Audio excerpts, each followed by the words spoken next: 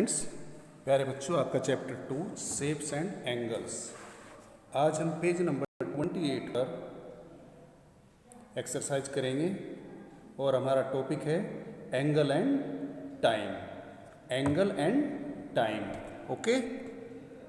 तो open your book on page number 28 and see carefully this heading, angle and time. There are two girls here and talking about times. ये जीनत है। जीनत इस लड़की को कह रही है, your watch does not have digits, how do you read time. कि तुम्हारी जो घड़ी है उसमें डिजिट्स नहीं है, यानी कि नंबर नहीं है। नंबर डिजिट्स जानते हो, जैसे 1 2 3 4 5 6 7 8 9 10 11 12 तक नंबर्स होते हैं क्लॉक में, ठीक है। तो वो नहीं है। लेकिन how do you read time, आप टाइम कैसे पढ़ते हैं जब नंबर्स नहीं हैं, तो आप टाइम कैसे रीड करते हैं, ठीक है। तो ये लड़की कह रही है, I just see the angle, see when the hand make a right angle I know it is 9 o'clock।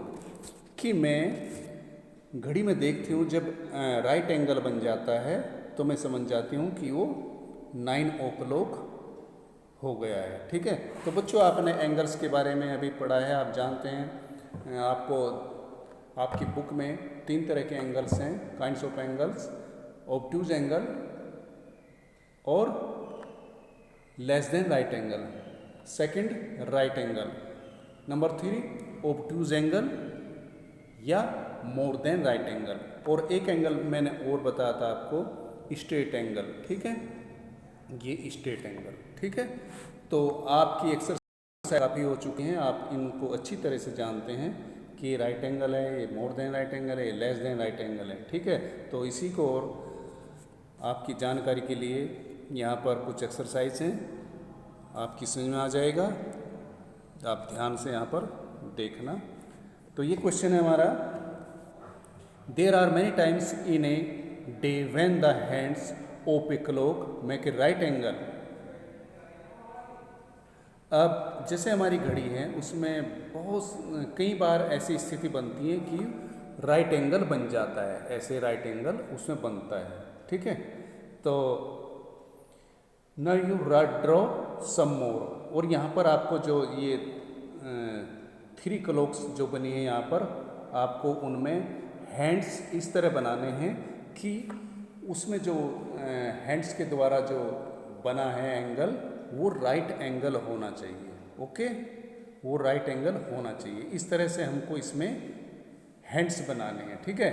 Hands कितने होते हैं इसमें? 2 होते हैं। एक होता है स्मॉल हैंड जो इंडिकेट करता है आवर्स को, एक बिग हैंड जो इंडिकेट करता है मिनट्स को, ओके।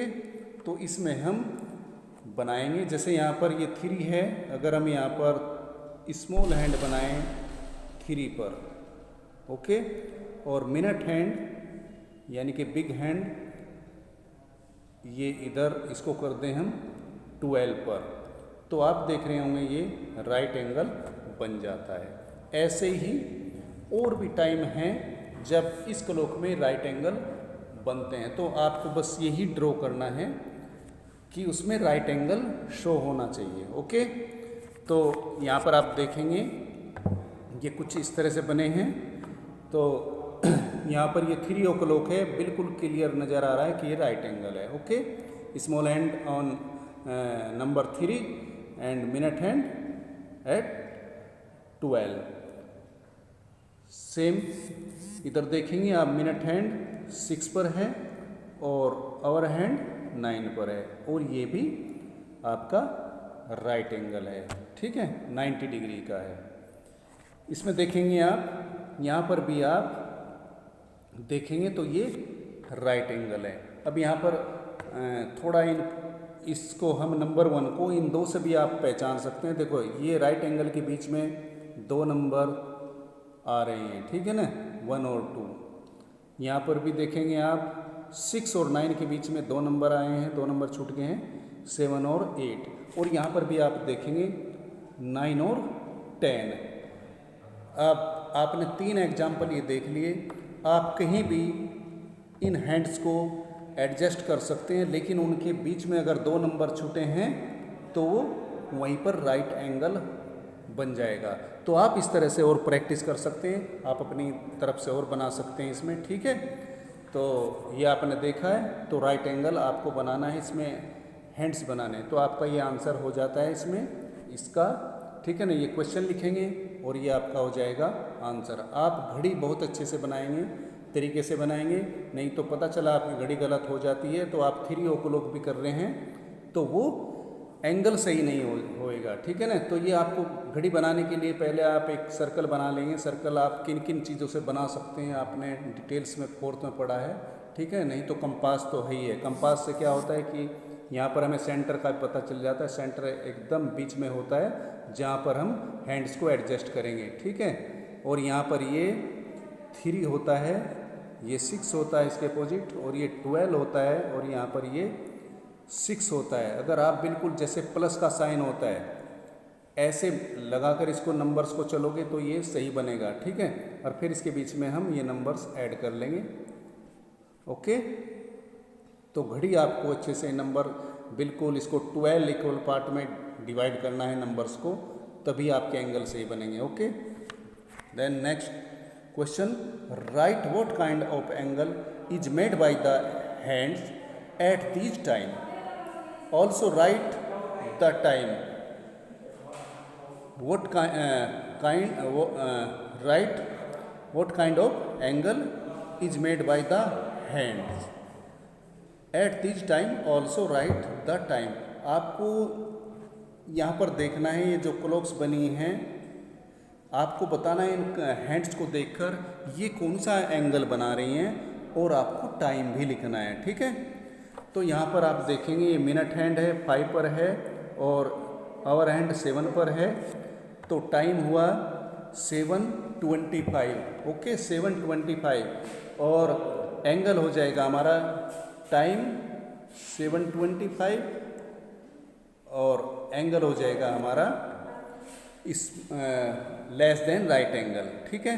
अब जैसे मैंने एक पहचाना होता है कि 2 नंबर बीच में होना चाहिए, इसमें 1 नंबर बीच में है, ठीक है। और वैसे तो राइट एंगल बिल्कुल हम कोई भी उसको बता सकता है, जैसे एल शेप होती है ऐसे बनना चाहिए ये। इसके एग्जांपल्स मैंने शुरू में ही आपको बहुत सारे बताए थे, ठीक है। तो नेक्स्ट देखते हैं, ये हो जाता है स्मॉल हैंड 8 पर है और ये मिनट हैंड 3 पर है, ठीक है। तो ये आप देख रहे होंगे रेड कलर से इसको मार्क किया गया है यहाँ पर। तो ये टाइम हो जाता है हमारा 8:15 और एंगल हो जाएगा हमारा मोर देन राइट एंगल और obtuse angle, right. Then next देखेंगे, ये मिनट हैंड 2 पर है एंड आवर हैंड 9 और 10 के बीच है, ठीक है ना। अब देखो कोई भी अगर यहाँ पर ये मिनट हैंड 12 पर है और स्मॉल हैंड जिस नंबर पर भी होगी तो वो टाइम वही हो जाता है, ठीक है ना। और जैसे ही ये आगे बढ़ती है तो जैसे 9 जब o'clock हुए थे एग्जैक्ट तो ये 12 पर थे मिनट हैंड, लेकिन अब ये 2 पर आ गई तो ये 9:10 हुआ टाइम, अब 9:10 तो ये भी थोड़ा थोड़ा आगे खिसकती है, ठीक है ना। तो इसलिए हम बोल रहे हैं कि 9 और 10 के बीच में है ये, ठीक है ना। तो ये देखते हैं ये हो जाता है ऑब्ट्यूज एंगल और टाइम 9:10, ओके। सेम ऐसे देखेंगे, ये मिनट हैंड 5 पर है और आवर हैंड 8 और 9 के बीच में है, ठीक है ना। तो ये हो जाएगा हमारा 8:25 और हमारा एंगल हो जाएगा मोर देन राइट एंगल। लास्ट देखेंगे, स्मॉल हैंड 10 पर है एंड मिनट हैंड 12 पर, तो एग्जैक्ट इसमें 10 o'clock हुआ है, ठीक है। और हमारा जो एंगल है इसमें वो है less than right angle, okay.